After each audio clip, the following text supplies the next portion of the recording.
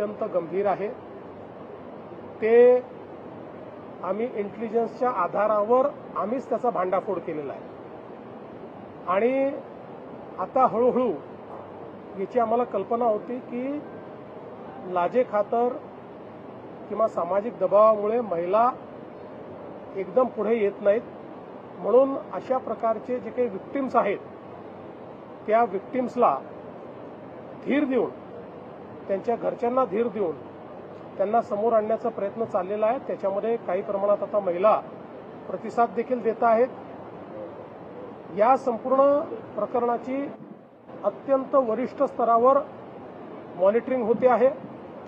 स्वतः डीजींना मी सांगितलेलं आहे की त्यांनी याचं मॉनिटरिंग करायचं आहे। याच्यामध्ये एसआयटी तयार केलेली आहे। नाशिक सीपी आणि एसआयटी मिळून या ठिकाणी हे काम पूर्ण करत आहेत आणि मला असं वाटतं की या संदर्भात कुठल्याही परिस्थितीत कोणालाही स्पेअर केलं जाणार नाही। आता याला राजकीय रंग देण्याचा काही प्रयत्न चाललेला आहे। कोणाजवळ काही पुरावा असेल तर त्यांनी तो निश्चित आणून द्यावा, त्याच्यावरही कारवाई होईल। पण विनाकारण प्रत्येक गोष्टीला केवळ राजकीय रंग, आता अनेक लोक जायचे, विरोधी पक्षाचे कोण कोण गेले त्यांचे मी पुरावे देऊ शकतो। माझ्याकडे सर्वात जास्त तर माझ्याकडे पुरावे आहेत याचे, पण ते पोलिसांकडे आहेत, ते पोलिसांचं काम आहे, ते माझं काम नाही आहे।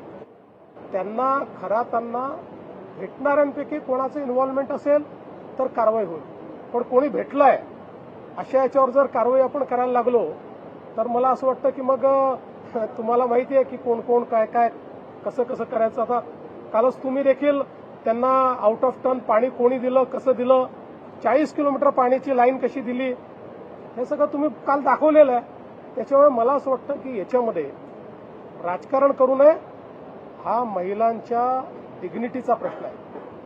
अशा प्रकारे आपल्या तथाकथित शक्तींचा उपयोग करून महिलांना भरीस पाडणं यापेक्षा वाईट गुन्हा असू शकत नाही।